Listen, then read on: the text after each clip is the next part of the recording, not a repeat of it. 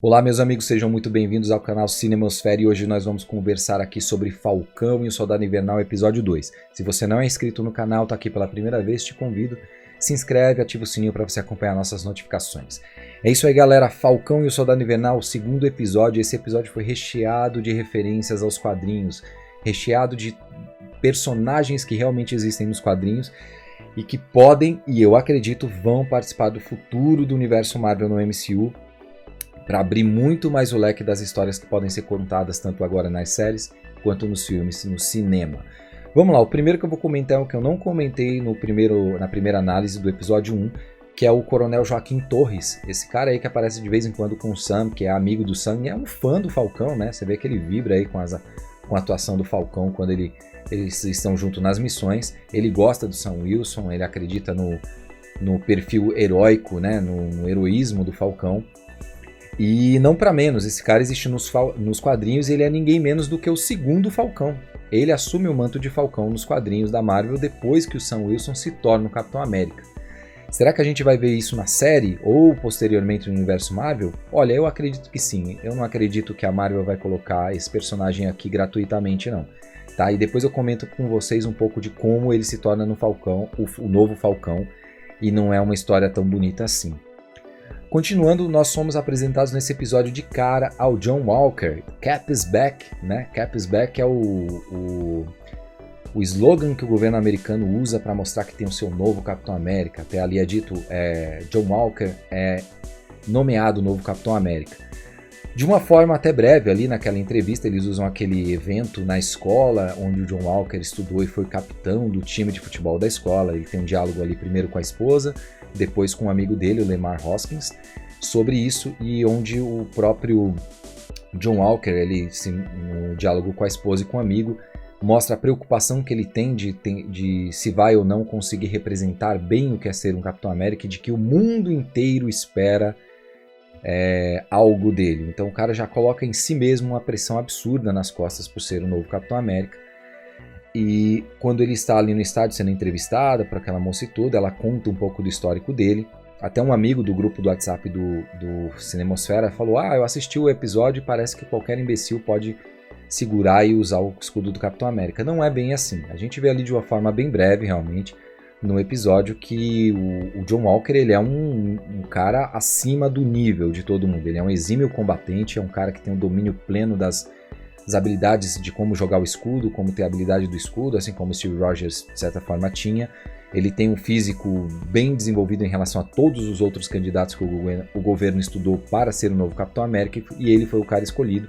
Porém, em todo o episódio nós somos colocados que ele ainda não foi aprimorado, que ele não passou por um processo de aprimoramento, de tomar o soro e se tornar o super soldado ainda. Ele é um cara comum, não tem superpoderes, ele até frisa isso. Ele até faz uma brincadeira de que ele não tem uma armadura como o Homem de Ferro ou superpoderes, mas ele é um cara que quer fazer o melhor possível, né? Mas ele ainda não é aprimorado. Como eu falei aqui um pouco antes, tem um amigo dele, que é o sidekick dele, o Lemar Hoskins, que depois ele se apresenta como Estrela Negra.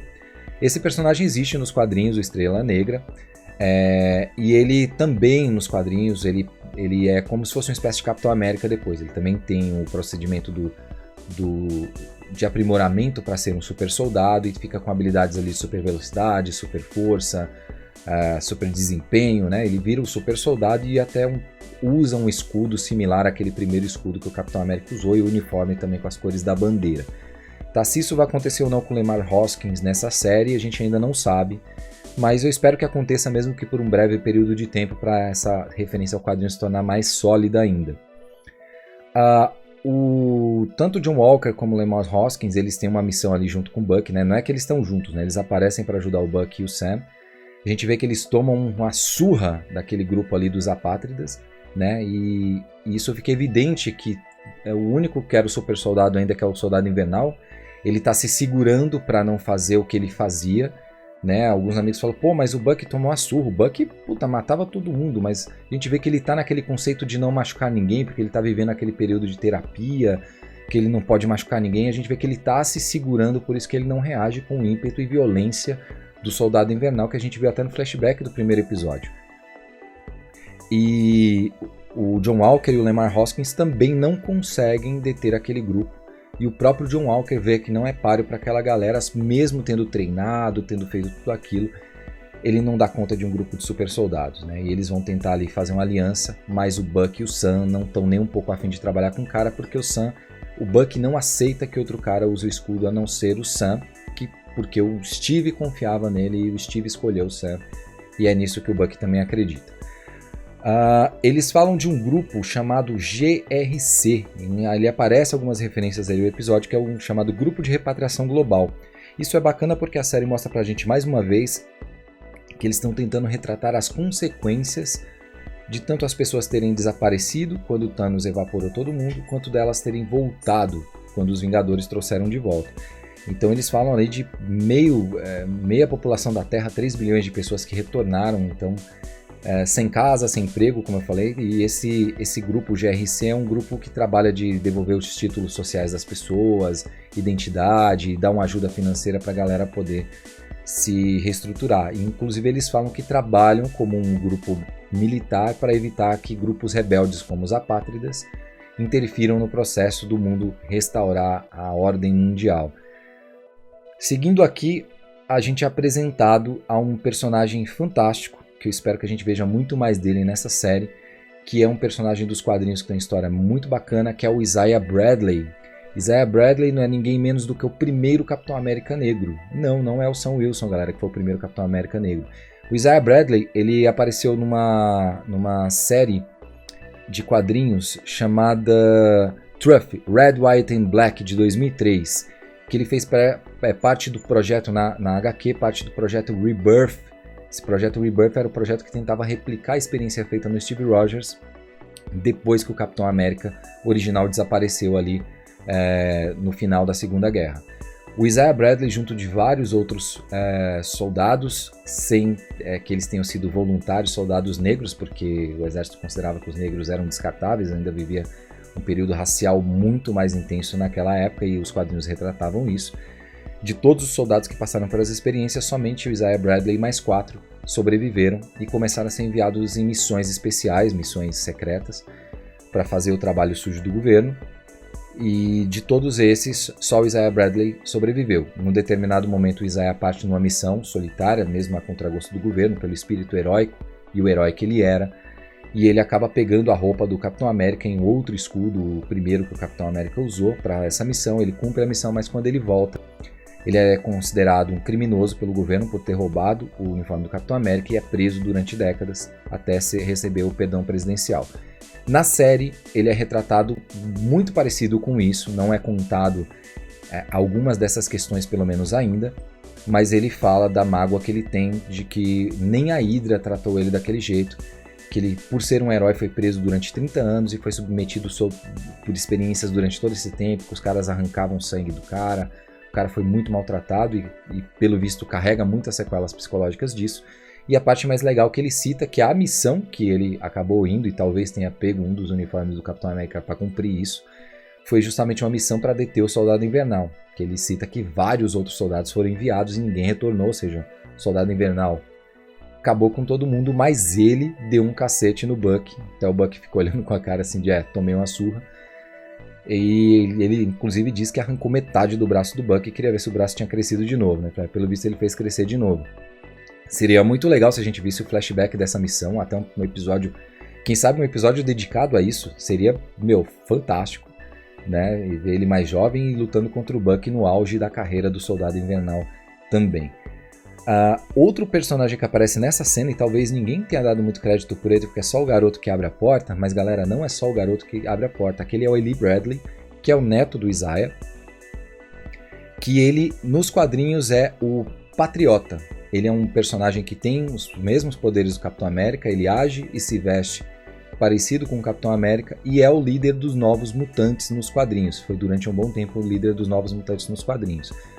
Nos quadrinhos, depois de um tempo, descobrem que ele estava tomando um soro baseado no poder dos mutantes para ficar tunado com os poderes do Capitão América. Ele acaba saindo do grupo dos Vingadores, mas lá na frente a Marvel fez um retcon sobre a história dele, porque o personagem acabou sendo querido, e ele sofre uma espécie de acidente e precisa de uma transfusão de sangue. Quem doa sangue para ele é o avô, E aí, né, para tudo ficar bem, quando o avô doa o sangue, o Eli acaba ficando com os poderes que eram do avô do Isaiah Bradley e vira um Capitão América com todos os poderes permanentes sem precisar usar de droga nenhuma.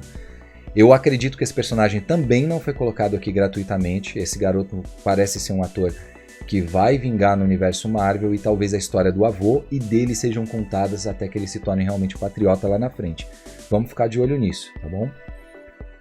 Outro personagem importante aqui, que também tem nos quadrinhos, mas teve uma mudança de gênero, é a Karli Morgenthau. A Karli Morgenthau é aquela menina ali dos Apátridas que dá uma surra no Buck, no Sam, no John Walker e no Estrela Negra. E ela, junto com os amigos, já mostra que passou por algum tipo de experiência que lhes deu um aprimoramento de poderes, de super força e tudo.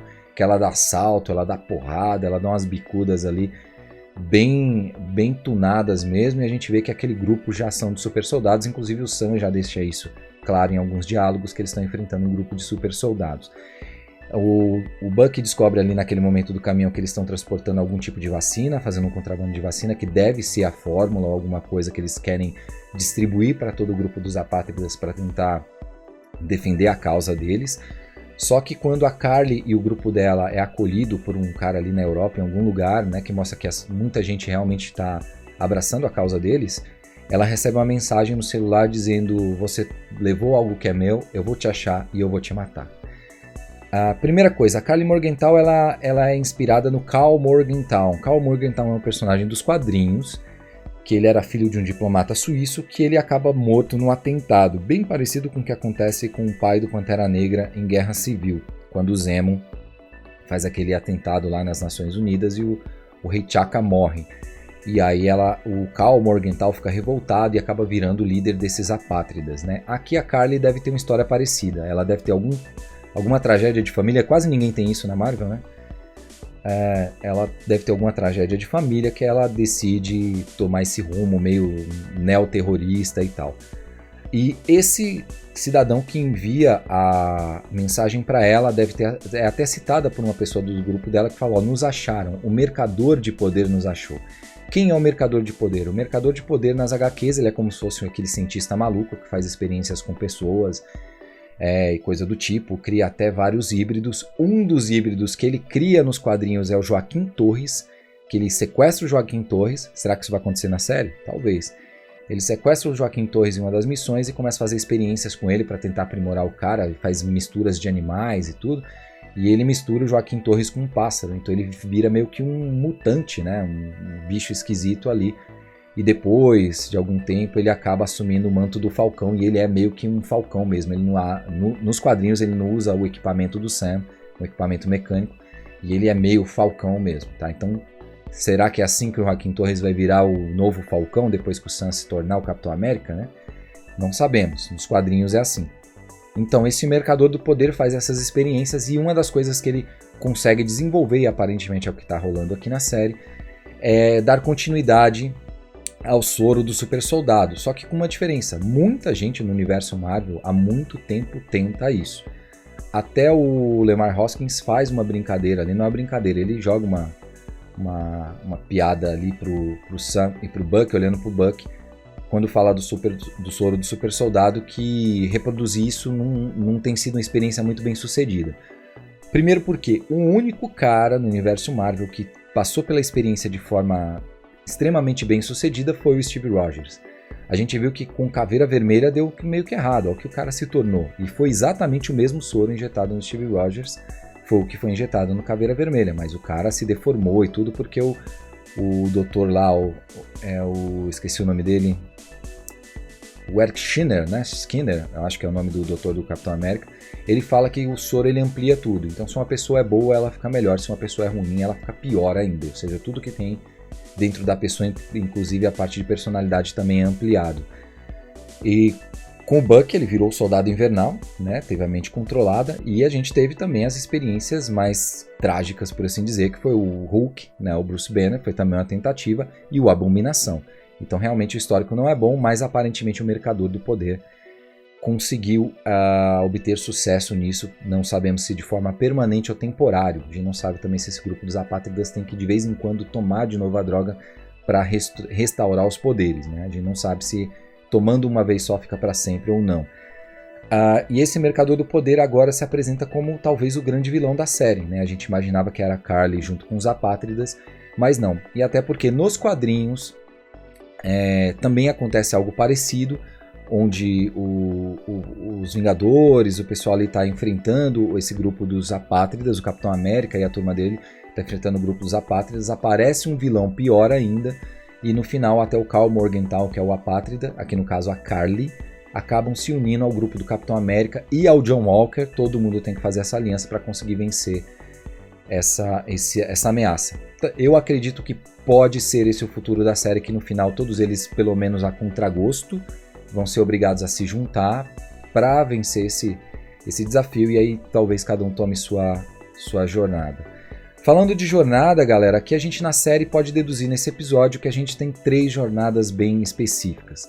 Talvez 4 jornadas. A da Carly eu acabei de falar, ela defende os ideais dela, mas talvez isso tenha que mudar no decorrer da série, porque agora ela vai ficar no fogo cruzado entre o pessoal que está caçando ela, que é o governo, e o Mercador do Poder, né? Ela vai ficar ali no fogo cruzado, ela vai ter que tomar partida.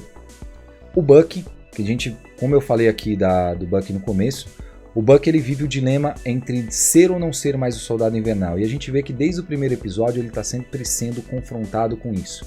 Ele não quer ser mais o Soldado Invernal, o assassino. Mas ele sempre cita que não tem jeito. Por mais que ele tente fugir disso, isso sempre volta para ele. Então o que eu penso, se eu for fazer aqui a minha teoria da série, que essa vai ser a jornada do herói do Bucky. De negação a ser o Soldado Invernal até o ponto que ele entenda que não tem jeito. Ele é o Soldado Invernal e ele tem que voltar a ser o Soldado Invernal com os métodos nada convencionais dele, porém agora sem ser controlado por ninguém. Ele com total controle das próprias atitudes, mas tomando consciência de que ele é isso. Ele é o Soldado Invernal e ele é o cara... ele é o anti-herói. Ele mata, até porque quando ele sai da terapia ali com o Sam, ele pergunta para a doutora qual que é o segundo passo mesmo. Ela diz não matar ninguém. Ele fala adeus, doutora. Ali ele tá bem querendo dizer, porque depois que ele tomou a surra, porque como eu disse, ele tava se segurando para não bater na galera, ou porque se ele bater ele sabe que ele talvez perca o controle e execute todo mundo, ele tá abandonando já esses conceitos que ele tentou fazer no tratamento. Então eu acho que essa é a jornada do Bucky. A outra jornada é a do Sam, né? Que é a do Sam não se sentir digno de ser o Capitão América, achar que ninguém deveria ser, e começa a mostrar que é porque ele achou que talvez o mundo não aceitasse um cara negro ser o Capitão América. E tá sendo muito legal o jeito que a série tá abordando essa questão racial, né? Ela tá sendo de forma sutil, mas uma pegada muito realista, né? Do que as coisas são realmente no mundo. A gente vê ali o primeiro exemplo, quando ele vai no banco e ele não tem um tratamento como qualquer pessoa tem, só na hora que o cara reconhece que ele é o Falcão, o cara muda. Ou seja, muitas pessoas negras que talvez tenham status, sejam pessoas famosas em determinadas situações, só são tratadas diferente quando a pessoa descobre que o cara é famoso, que o cara tem algum tipo de título ou status na vida real, né? A série está mostrando isso pra gente. E também pela própria comunidade negra, né? Da forma de tratar quando o garoto aborda o Sam e fala, você é o Falcão Negro. Ele fala, por que Falcão Negro? Só porque eu sou negro? Eu sou só o Falcão. Aí o menino, não, meu pai falou que é por isso. Ele falou, então você é o quê? O garoto negro? Aí ele dá uma risada, brinca com o garoto, ele dizendo, não, você é um garoto. Não importa se você é negro ou não, você é uma pessoa. E eu sou o Falcão, não é porque eu sou negro ou não. E a última parte é ali, quando os policiais abordam ele e o Bucky, o cara pergunta pro Bucky, que é o cara branco, o cara tá te incomodando? E o Bucky já fica puto, não. Você sabe quem ele é? Aí depois que o outro policial chega, ele é o Falcão, vocês são os Vingadores, então. Então assim, tá sendo muito legal, eu tô gostando do jeito que a série tá abordando isso, porque tá sendo de uma forma... não tá naquele politicamente correto chato que separa a gente, né? Separa as pessoas, né? Diferentes contextos, mas eu acho que aproxima a questão e traz uma conscientização bacana. Espero que a série continue nesse ritmo, com esse tipo de abordagem. E para terminar, ali diz que eles vão falar com o Zemo, porque eles precisam de alguém que conheça esse submundo do terrorismo e tal, daquelas coisas, e eles acreditam que o Zemo pode ajudar. E aí aquela velha história, né? O Zemo vai ser acho que o vilão clássico que vai ajudar durante um tempo para defender os seus próprios interesses no futuro e obviamente deve trair esses caras lá pra frente, porque no trailer mesmo, o Zemo, tem a narração do Daniel Bru dizendo que o mundo precisa dar um fim nos super-heróis. Então o Zemo ainda vai aprontar alguma coisa. É isso, galera. Capitão América é o foco dessa série. Falcão e o Soldado Invernal, episódio 2. A gente se vê numa análise completa do episódio 3. Um abraço. Falou.